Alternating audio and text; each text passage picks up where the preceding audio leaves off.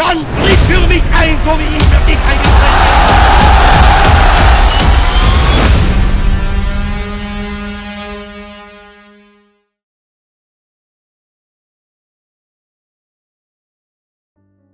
تو آج کا ہمارا پہلا ٹاپک ہے اسرائیل۔ انسانی تاریخ میں کچھ قومیں ایسی ہیں جو برسوں، صدیوں اور حتیٰ کہ ہزاروں سال تک اپنی پہچان، زبان اور کلچر کو زندہ رکھ سکتی ہیں۔ یہودیوں کی کہانی انہی میں سے ایک ہے۔ یہ ایک ایسی قوم ہے جو پروفٹ ابراہیم سے شروع ہوتی ہے۔ مصر کی غلامی، بیبلیون کی جلا وطنی، رومن تباہی، یورپ کے ظلم اور ہیلاکوسٹ سے گزرتی ہے اور آج کے ماڈرن اسرائیل تک پہنچتی ہے۔ دوستوں، ایک چھوٹی سی کلیریفیکیشن دیتا ہوں جو آپ کو ہسٹری سمجھنے میں مدد کرے گی۔ جب ہم BCE بولتے ہیں یعنی بیفور کامن ایرا، تو یہ وہ ٹائم ہوتا ہے جو عیسیٰ مسیح کے پیدا ہونے سے پہلے کا ہے، اور جب ہم CE بولتے ہیں یعنی کامن ایرا، تو یہ عیسیٰ مسیح کے بعد کا وقت ہوتا ہے۔ اب سمجھنے والی بات یہ ہے کہ BCE میں جتنا نمبر بڑا ہوتا ہے اتنا پرانا وقت ہوتا ہے۔ جیسے اگر میں کہوں 2000 BCE اور 1700 BCE، تو آپ سوچیں گے 2000 BCE بڑا نمبر ہے اور ہمارے زیادہ قریب ہے، لیکن 2000 BCE کا مطلب ہے عیسیٰ مسیحی کے پیدا ہونے سے بھی 2000 سال پہلے۔ اس لیے 1700 BCE 2000 BCE کے بعد آتا ہے، یعنی کہ ہمارے وقت کے زیادہ قریب ہے۔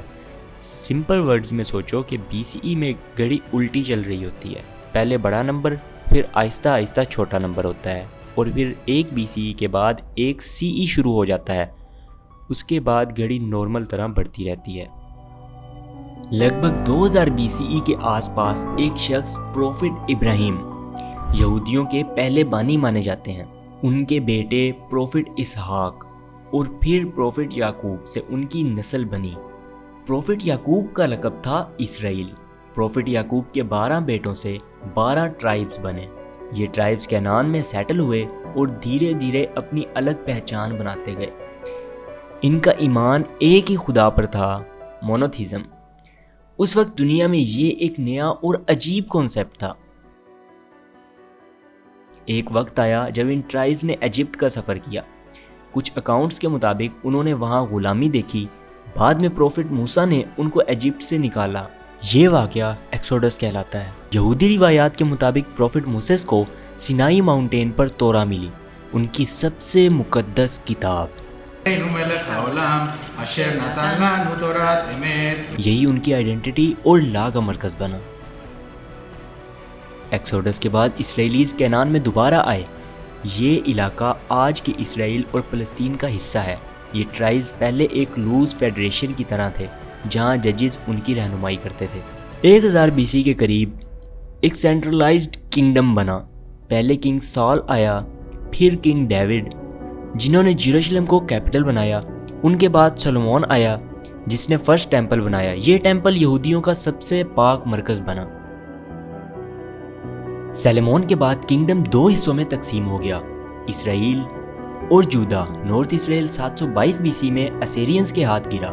جودا 586 BC میں بیبلیون کے حکمران نبوکدنضر نے تباہ کر دیا اور فرسٹ ٹیمپل توڑ دیا۔ دوستوں، نبوکدنضر جسے ہماری زبان میں بخت نصر بھی کہا جاتا ہے، بیبلیون کا سب سے شاندار اور طاقتور بادشاہ تھا۔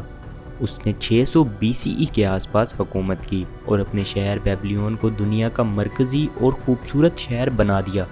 کہتے ہیں کہ اس کے دور میں ہینگنگ گارڈنز بنے جو دنیا کے 7 ونڈرز میں سے ایک ہیں۔ یہودی ایلیٹ کو بیبلیون جلا وطن کر دیا گیا۔ اسے بیبلونین ایکسائل کہتے ہیں، یہودیوں کی تاریخ کا پہلا بڑا ایکسائل۔ دوستوں، جب آپ ایکسائل کا لفظ سنتے ہو تو اس کا مطلب ہے اپنی زمین سے نکالا جانا۔ جیسا کہ جب کسی قوم کو یا کسی شخص کو زبردستی اپنے گھر اور ملک سے دور بھیجا جائے اور وہ وہاں برسوں تک نہیں رہ سکتا، تو اس کو ایکسائل کہتے ہیں۔ جب پرشیا کا سائرس دی گریٹ آیا، اس نے 539 BC میں بیبلون فتح کر کے یہودیوں کو واپس لوٹا دیا۔ یہاں انہوں نے سیکنڈ ٹیمپل بنایا۔ 332 BC میں الیگزینڈر دی گریٹ آیا۔ گریک کلچر ہیلینزم نے یہودیوں کو ڈیپلی افیکٹ کیا۔ یہودیوں کا ایک حصہ گریک کلچر میں گھل گیا، مگر دوسرا اپنی پہچان کو بچانے کے لیے سٹرگل کرتا رہا۔ 66 BCE میں رومنز نے یروشلم کو اپنے کنٹرول میں لے لیا۔ یہودیوں کی ایک ریوولٹ 66 CE میں ہوئی जिसे रोमन्स ने क्रश कर दिया। 70 सीई में रोमन जनरल टाइटस ने सेकंड टेम्पल तोड़ दिया। यहूदियों के लिए सबसे बड़ा ट्रॉमा था। 135 सीई में बार कोखबा रिवोल्ट हुई जो फेल हो गई। रोमन्स ने यहूदियों को जेरूशलेम से निकाल दिया। यहूदियों की लंबी डायस्पोरा अब शुरू हुई। इसके बाद यहूदियों ने यूरोप, मिडल ईस्ट और नॉर्थ अफ्रीका में अपनी कम्युनिटीज़ बसाईं। उन्होंने अपना रिलीजियन तोड़ा और ट्रेडिशन जिंदा रखे, लेकिन हर जगह उनको प्रेसिक्यूशन और डिस्क्रिमिनेशन का सामना करना पड़ा। यूरोप में उनको घिटोस में बंद किया जाता था। मिडिल एजेस में उनको ब्लेम किया गया प्लाग और क्राइसिस के लिए। 1492 में स्पेन से उनको निकाल दिया गया। ईस्टर्न यूरोप, खासकर पोलैंड और रशिया में बड़ी ज्यूइश पॉपुलेशंस बनी। यहाँ भी पोग्राम्स, ऑर्गेनाइज्ड अटैक्स बार बार होते रहे। 19th सेंचुरी में यूरोप में नेशनलिज्म उभर रहा था। यहूदियों के लिए भी एक नेशनलिस्ट मूवमेंट आई, ज़ायनिज़्म। थियोडोर हेर्ज़ल जैसे लीडर्स ने कहा कि यहूदियों को अपना होमलैंड बनाना होगा, खासकर फ़लस्तीन में, जहां उनका कदीम कनेक्शन था। यूरोप में एंटीसेमिटिज़म बढ़ रहा था। पोग्राम्स रशिया और ईस्टर्न यूरोप में आम थे। इससे ज़ायनिस्ट मूवमेंट को और ताकत मिली। वर्ल्ड वार 2 के दौरान नाजी जर्मनी ने एक ऑर्गेनाइज्ड जेनोसाइड शुरू किया। हिटलर का मंसूबा था कि यूरोप को ज्यू फ्री बनाया जाए। Gib du jetzt deine Stimme ab? Wenn ja, dann tritt für mich ein, so wie ich für dich eingetreten bin. इस दौरान 60 लाख यहूदियों को सिस्टमैटिकली कैंप्स में कत्ल कर दिया गया। होलोकॉस्ट ने यहूदियों की कौम को हिला कर रख दिया। ये इंसानी तारीख का सबसे बड़ा कत्ले आम माना जाता है, जो एक एथनिक रिलीजियस ग्रुप के खिलाफ हुआ। होलोकॉस्ट के बाद दुनिया में सिंपैथी ज़ायनिस्ट काज के लिए बढ़ गई। यूनाइटेड नेशंस ने 1947 में फ़लस्तीन को 2 स्टेट्स में डिवाइड करने का प्लान दिया, एक जूइश और एक अरब state. United Nations has made its decision on Palestine. The map shows what partition means. The Jewish state colored light, the Arab state dark. 14 मई 1948 को डेविड बिन जोरियन ने इसराइल के क़याम के ऐलान के लिए यहूदियों का 2000 साल पुराना सपना पूरा किया, मगर अरब मुल्कों ने इसे कबूल न किया। अगले दिन इसराइल और अरब मुल्कों के दरमियान जंग शुरू हो गई। ये थी पहली अरब इसराइल वॉर। –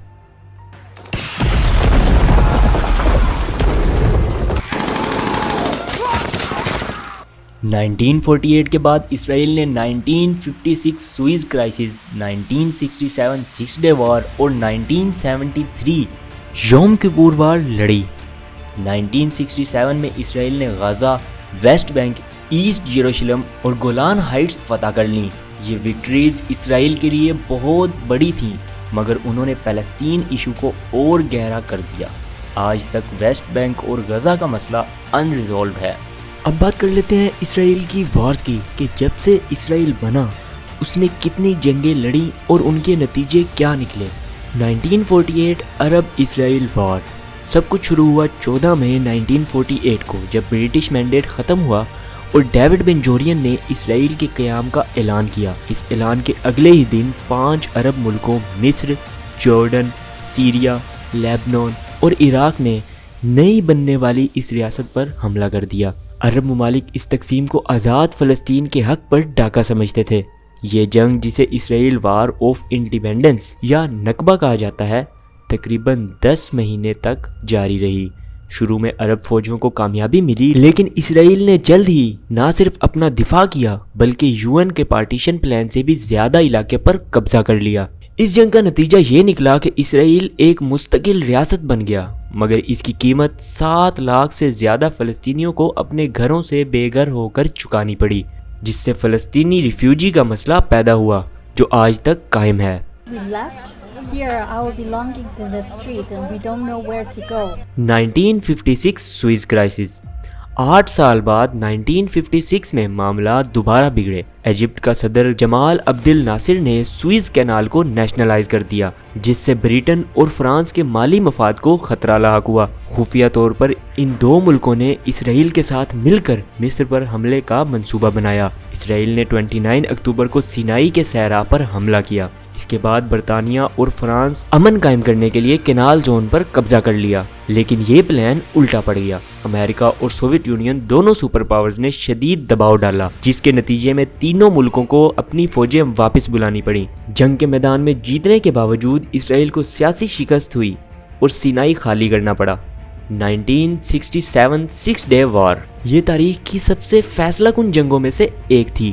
1967 تک عرب ملکوں اور اسرائیل کے درمیان تناؤ عروج پر تھا۔ ایجپٹ نے اسٹریٹ آف تہران بند کر دیا اور اپنی فوجیں سینائی میں جمع کر لیں۔ 5 جون 1967 کی صبح اسرائیل نے ایک حیرت انگیز پری ایمپٹیو اسٹرائک کی۔ انہوں نے زمین پر کھڑے مصر کے تقریباً تمام فائٹر جیٹس تباہ کر دیے۔ اس کے بعد اگلے 6 دنوں میں اسرائیل نے نہ صرف مصر کو بلکہ جارڈن اور سیریا کو بھی زبردست شکست دی۔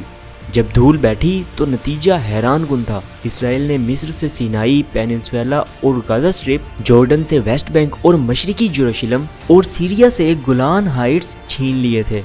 اس جنگ نے مڈل ایسٹ کا نقشہ ہمیشہ کے لیے بدل دیا اور اوکوپائڈ ٹیریٹریز کا مسئلہ شروع ہوا۔ 1967 to 1970 وار آف اٹریشن 6 روزہ جنگ کے فوراً بعد مصر نے ہار تسلیم نہیں کی۔ انہوں نے اسرائیل پر ایک لمبی تھکا دینے والی جنگ مسلط کی جسے وار آف اٹریشن کہتے ہیں۔ اس کا مقصد سوئز کینال کے فرنٹ پر مسلسل گولہ باری، چھوٹے حملوں اور جھڑپوں سے اسرائیل کو اتنا نقصان پہنچانا تھا کہ وہ سینائی خالی کرنے پر مجبور ہو جائے۔ یہ جنگ 1970 میں امریکہ کی کرائے ہوئے سیز فائر پر ختم ہوئی، لیکن دونوں طرف بھاری جانی نقصان ہوا۔ اس کے بعد 1973 یوم کپور وار، یہ اسرائیل کے لیے ایک لیلۃ القدر تھی۔ 6 اکتوبر 1973 کو جب اسرائیلی یوم کپور کا مقدس دن منا رہے تھے، مصر اور سیریا نے اچانک 2 طرفہ حملہ کر دیا۔ مصری فوج نے سوئز کینال پار کر کے بار لیو لائن کو توڑ دیا اور سیرین فوج گولان ہائٹس میں داخل ہو گئی۔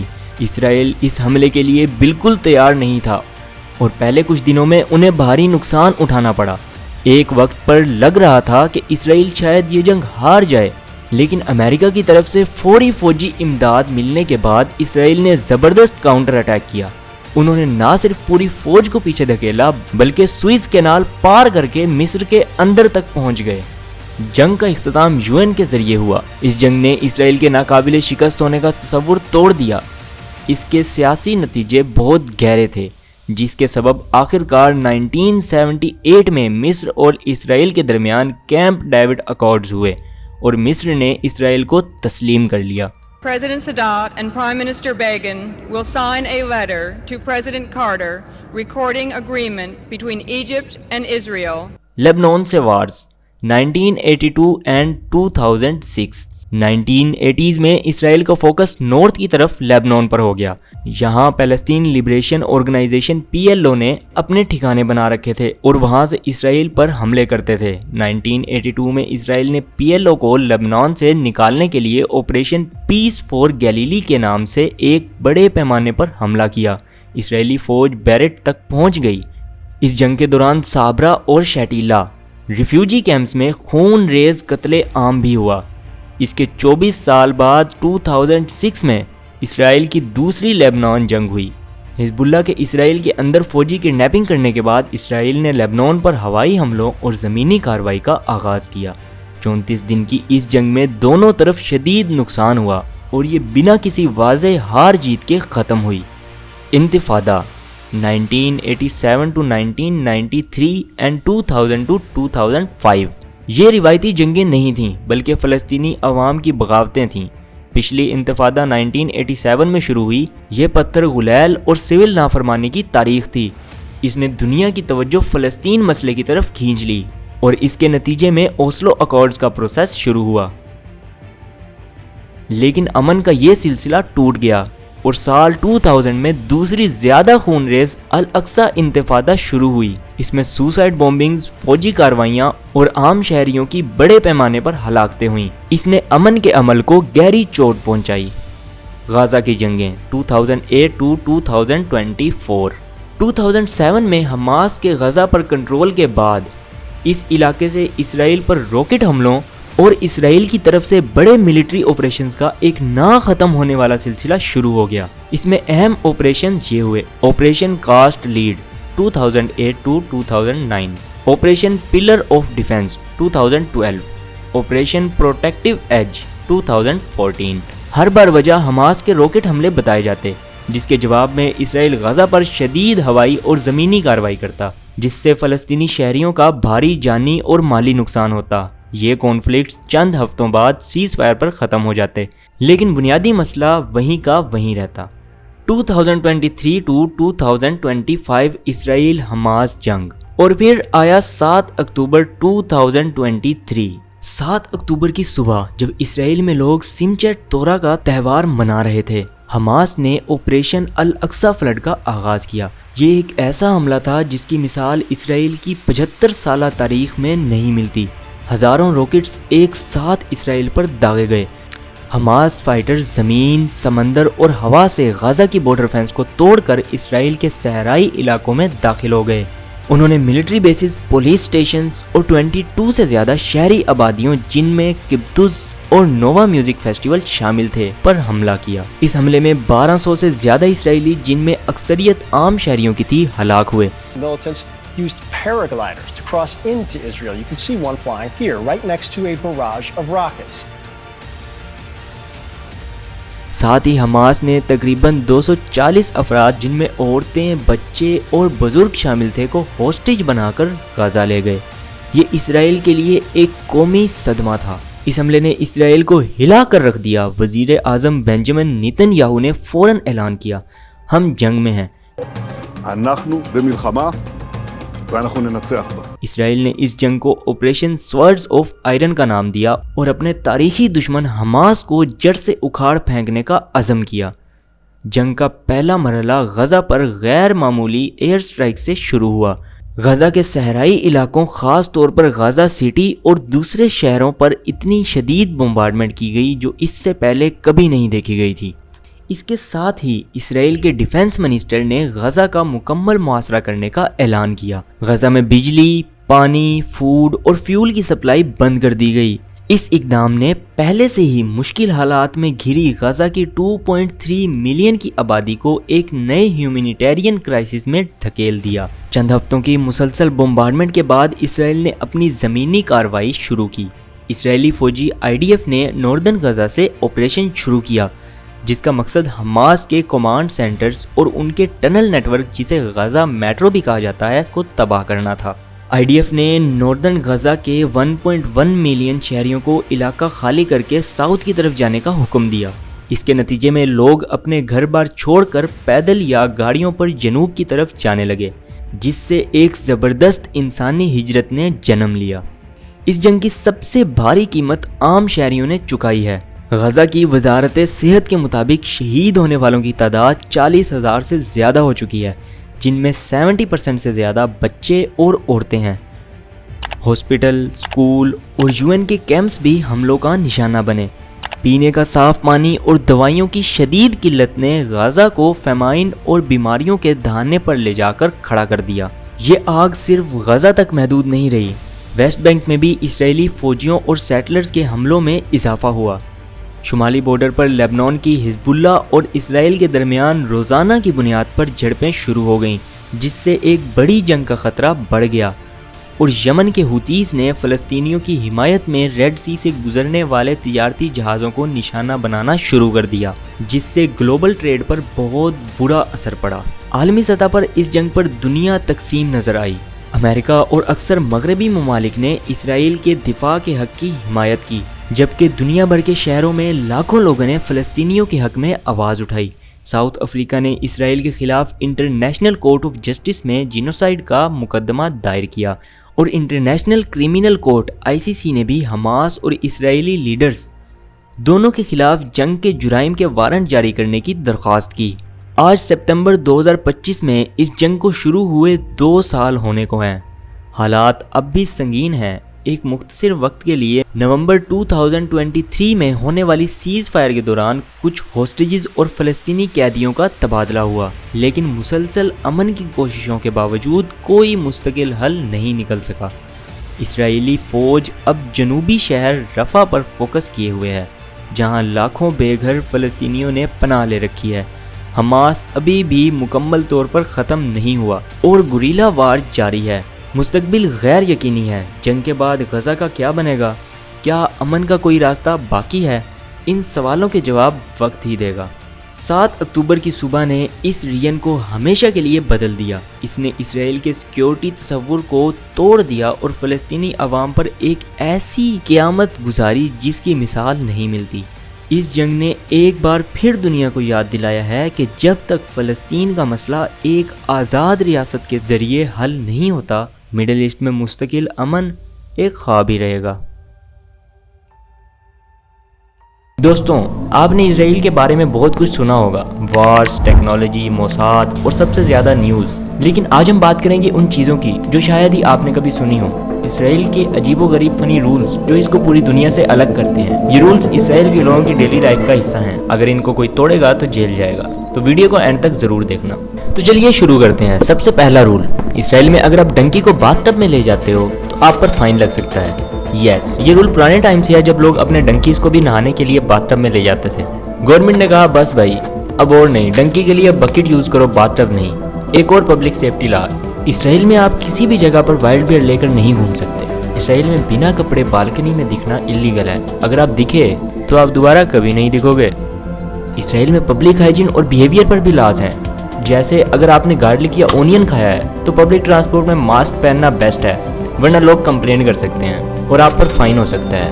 کئی آفیسز میں اسٹرانگ پرفیوم لگا کر آنا منع ہے، کیونکہ کئی لوگوں کو فریگننس الرجی ہوتی ہے، تو اگر آپ ہیویلی سینٹڈ آئے تو HR سے کمپلین مل سکتی ہے۔ سیٹرڈے کو اسرائیل میں شبات مانا جاتا ہے، یہاں لوگ کام بند کر دیتے ہیں، کوکنگ تک نہیں کرتے، پبلک ٹرانسپورٹ رک جاتی ہے، شاپس بند ہو جاتی ہیں، لوگ گھر میں آرام سے ریلیکس کرتے ہیں۔ یہ ان کے ریلیجین کا پارٹ ہے، ایک دن صرف ریسٹ کا۔ ایلیویٹرز بھی بند ہو جاتے ہیں۔ شبات ایلیویٹر ہوتا ہے جو ہر فلورز پر آٹومیٹکلی رکتا ہے، جو چڑھ گیا وہ چڑھ گیا۔ کئی ہوٹلز میں شبات میلز پہلے سے بن جاتے ہیں، لوگ فریج بند کر کے سیٹ کرتے ہیں کہ وہ آٹو اوپن ہو، بنا بٹن کے اوپن ہو، لیکن آٹو مطلب کہ اسرائیل میں سب کو لڑکا یا لڑکی ملٹری سروس دینا ضروری ہے۔ 18 سال کے بعد 2 سے 3 سال کی ٹریننگ مسٹ ہے۔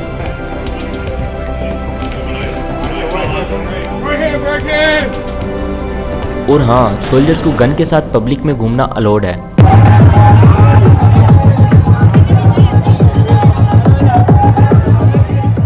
لیکن رولز بہت اسٹرکٹ ہیں، گن کا مس یوز یا ایون سیلفی لینا بھی اللیگل ہے۔ سولجرز کے لیے رولز الگ ہوتے ہیں، ان کی timing, dress code, even social media usage تک ریگولیٹڈ ہوتی ہے۔ اسرائیل کی اسپائی ایجنسی موساد کے بارے میں تو سنا ہی ہوگا، دنیا کی سب سے ڈینجرس ایجنسیز میں سے ایک۔ موساد ایجنٹس کو فیک آئیڈینٹی اور دوسرے کنٹریز کے پاسپورٹ یوز کرنے کی پرمیشن ہوتی ہے، یہ لافلی الاؤڈ ہے صرف مشن کے لیے۔ ایون بارڈر سیکیورٹی کے لاز اتنے ٹائٹ ہیں کہ ایئرپورٹ پر آپ کو صرف آنکھوں کے موومنٹ سے اسکین کیا جاتا ہے۔ اسرائیل میں کچھ رولز ڈیلی لائف کے لیے بھی سٹرینج ہیں، جیسے اگر آپ پیٹرول پمپ سے فیول بھریں اور پیٹرول کیپ پراپرلی کلوز نہ کریں تو فائن لگ سکتا ہے۔ اور کپڑے سکھانے کے لیے واشنگ لائن کا بھی رول ہے، کپڑے صحیح ڈائریکشن میں لٹکے ہونے چاہیے، نیٹلی فولڈڈ، ورنہ نیبر کمپلین کر سکتے ہیں۔ ڈوگز کے لیے بھی اسٹرکٹ رولز ہیں، آپ کو ڈوگ کے ویسٹ کے لیے پراپر بیگ اور کلیننگ سپرے لے کر چلنا ضروری ہے۔ تو دوستوں، یہ تھے اسرائیل کے کچھ عجیب و غریب، فنی اور اسٹرکٹ لاز۔ کسی رول پہ ہنسی آتی ہے تو کہیں پہ ان کی ڈسپلن اور سوچ سمجھ کے لیے رسپیکٹ بھی بڑھ جاتی ہے۔ آپ کو کون سا رول سب سے اسٹرینج لگا؟ کمنٹ میں ضرور لکھنا۔ آپ کو شاید لگے کہ اسرائیل صرف ایک ماڈرن اور ایڈوانس کنٹری ہے، لیکن اصل میں یہ ملک اندر ایسے روایات اور کسٹمز رکھتا ہے جو آپ کو حیران کر دیں گے۔ سب سے پہلے بات کرتے ہیں شبات کی۔ یہ ایک ایسا دن ہوتا ہے جو ہر اسرائیلی کے لیے بہت ہی مقدس مانا جاتا ہے۔ جمعے کی شام سے لے کر سیٹرڈے کی شام تک پورا ملک ایک طرح سے رک جاتا ہے، نہ کوئی ٹرین چلتی ہے، نہ کوئی بس، اور نہ ہی شاپنگ مالز اوپن ہوتے ہیں۔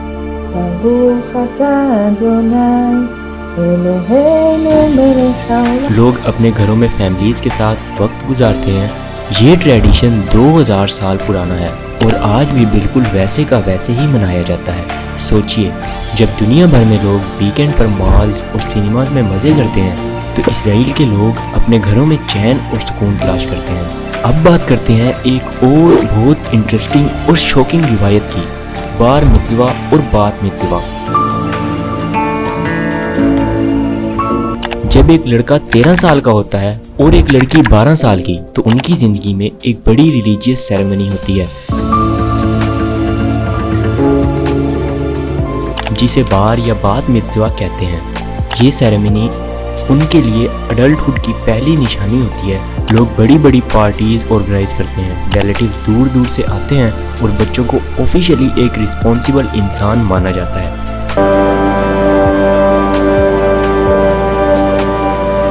یہ ٹریڈیشن صرف ایک رسم نہیں بلکہ ایک کلچرل سیلیبریشن ہے جو ان کی سوسائٹی کے لیے بہت زیادہ اہمیت رکھتا ہے۔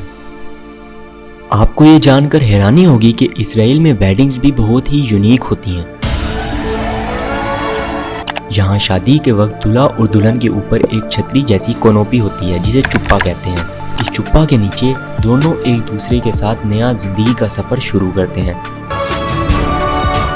اور سب سے شوکنگ بات یہ کہ دلہا سیریمنی کے اینڈ پر ایک گلاس کو پاؤں سے توڑتا ہے۔ اس کا مطلب ہوتا ہے کہ زندگی میں خوشی کے ساتھ غم بھی آتے ہیں اور دونوں کو مل کر جھیلنا پڑتا ہے۔ اسرائیل کے کلچر میں کھانے کا بھی بہت بڑا رول ہے۔ یہاں کا ٹریڈیشنل کھانا جیسے فلافل، ہموس، شوارما اور چلا بریڈ دنیا بھر میں مشہور ہے۔ لیکن اصلی مزہ تب ہے جب آپ فرائیڈے کی شام کو کسی اسرائیلی کے گھر میں ڈنر کرتے ہیں۔ ٹیبل پر اتنی ساری ڈشز ہوتی ہیں کہ آپ خود ڈیسائیڈ نہیں کر پاتے کہ کہاں سے شروع کریں۔ یہ صرف کھانا نہیں بلکہ ایک کلچرل ایکسپیرینس ہوتا ہے جو ان کے ٹریڈیشنز کو زندہ رکھتا ہے۔ ایک بہت ہی یونیک اور تھوڑی شوکنگ روایت ہے ان کی آرمی سروس۔ اسرائیل میں ہر لڑکا اور لڑکی کے لیے آرمی جوائن کرنا لازمی ہے۔ لڑکوں کو 3 سال اور لڑکیوں کو 2 سال تک فوج میں سرو کرنا پڑتا ہے۔ یہ صرف ان کی سیفٹی کے لیے نہیں بلکہ ایک ٹریڈیشن بن گیا ہے جو ان کی سوسائٹی کو ڈسپلن اور یونٹی دیتا ہے۔ سوچئے دنیا کے بہت کنٹریز میں لوگ آرمی سے بچنے کی کوشش کرتے ہیں لیکن اسرائیل میں یہ ایک پرائیڈ کی بات سمجھی جاتی ہے۔ کلچر کی بات کریں اور میوزک ڈانس نہ آئے تو کہانی ادھوری ہے۔ اسرائیل میں ہورا ڈانس بہت مشہور ہے۔ شادیوں اور سیلیبریشنز پر لوگ گھوم گھوم کر سرکلز میں ناچتے ہیں۔ یہ ڈانس ان کے لیے صرف ایک انٹرٹینمنٹ نہیں بلکہ ان کی یونٹی اور خوشی کا اظہار ہے۔ ایک اور کلچرل شوق جو آپ کو حیران کر دے گا وہ ہیں ان کے ریلیجیس فیسٹیولز جیسے یوم کپور جسے ڈے آف اٹونمنٹ کہتے ہیں۔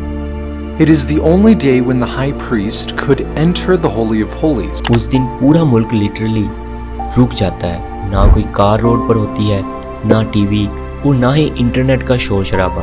لوگ پورے دن فاسٹنگ اور پریئرز میں گزارتے ہیں۔ On the Day of Atonement, all of Israel would be forgiven for their sins of the previous year. سوچئے ایک ماڈرن ملک جو ٹیکنالوجی اور سائنس میں آگے ہے وہ ایک دن کے لیے بالکل سائلنس اور اسپرچویلٹی میں چلا جاتا ہے۔ Can daily come to the Lord, lay our sins and guilt upon Him. اور دوستوں آخری بات، اسرائیل کے لوگ اپنے کلچر اور روایات پر بہت فخر کرتے ہیں۔ چاہے دنیا کتنی بھی آگے نکل جائے، چاہے ٹیکنالوجی کتنی بھی بڑھ جائے، لیکن یہ ملک اپنے پرانے روایات کو اتنا مضبوطی سے پکڑے رکھتا ہے کہ دنیا حیران رہ جاتی ہے۔ تو دوستوں یہ تھے کچھ شوکنگ ٹریڈیشنز اور کلچر جو اسرائیل کو دنیا کے باقی ملکوں سے الگ بناتے ہیں۔ یہ ملک صرف اپنی ٹیکنالوجی اور پولیٹکس کی وجہ سے مشہور نہیں بلکہ اپنی روایات اور کلچر کی وجہ سے بھی دنیا بھر میں ایک انوکھی پہچان رکھتا ہے۔ آج اسرائیل دنیا کی سب سے ماڈرن اور ایڈوانس اسٹیٹ میں سے ایک ہے۔ اس کا فوکس ٹیکنالوجی، ایگریکلچر، میڈیسن اور ڈیفنس پر ہے۔ یہودیوں کی قوم جو کبھی بکھر گئی تھی اب ایک اسٹرانگ اسٹیٹ میں دوبارہ کھڑی ہے، لیکن ان کی کہانی ختم نہیں ہوئی۔ اسرائیل پیلسطین کانفلکٹ ابھی بھی دنیا کا سب سے بڑا پولیٹیکل اور ہیومینیٹیرین مسئلہ ہے۔ یہودیوں کی تاریخ انسانیت کے لیے ایک سبق ہے۔ یہ کہانی دکھاتی ہے کہ ایک قوم 4000 سال کی مشکلات، ایگزائل اور ظلم کے باوجود اپنی پہچان کو زندہ رکھ سکتی ہے۔ ان کا سفر پروفٹ ابراہیم سے شروع ہوا تھا اور آج بھی جاری ہے۔ سبسکرائب